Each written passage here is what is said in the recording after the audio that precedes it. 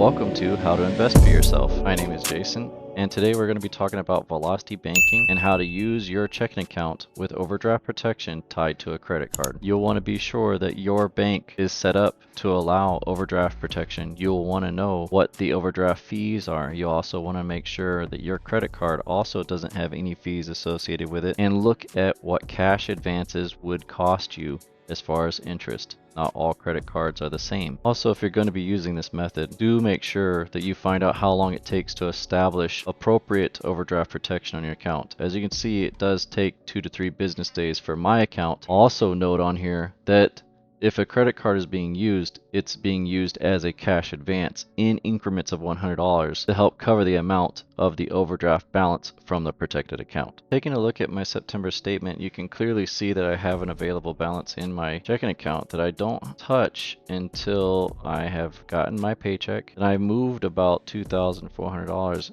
not the complete $2,800 at the time, because I was kind of nervous in the beginning. So I knew what my available balance was on my credit card after making that payment, and so I made a $2,000 payment, as you can see, on September 15th with my Best Buy credit card. Then there was an overdraft that had occurred to cover that balance, and it pulled the $2,100 from my credit card, and you can clearly see there's no fees for the overdraft. And I keep doing this throughout the entire month. I do move in caution some money from my next payday on the 20th because I see that I needed to do a Zelle across, and I wanted to make sure that I had cash in my account to do a Zelle transfer. And for the rest of the month, as you can tell, everything went smoothly, didn't have any issues, had no fees. And now we're going to take a look at my credit card statement. Here you can see that I have no fees at all. You can see the interest being charged for the prior balance that was on there, but other than that, you see my payments going in, and you also see my overdrafts coming out. So far, so good. So right here, we're going to take a look at the fees associated with using my cash advanced option that's with my credit card. It does say that there's no fee to transfer money from my USA credit card to my USA checking account or savings account, which is great, but interest does begin occurring immediately on that transaction. It does state that there's a maximum number of cash advances. I can only take 8, and it cannot exceed $5,000 over the 30-day period. And you can also see that there's a $2,500 per day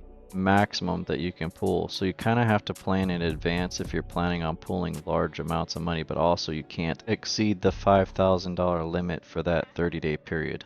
Also, you got to make sure that you have the available balance in your credit card to pull the cash anyway. So keep that in mind. You can see clearly right here, I pulled the $500 as a cash deposit. And here's the money where I sent it out to the other bank account. If you've enjoyed any of this information and it's helped you and enlightened you or inspired you to proceed further with velocity banking, please do subscribe, follow, and share, as in the future I'll be releasing more content related to this topic.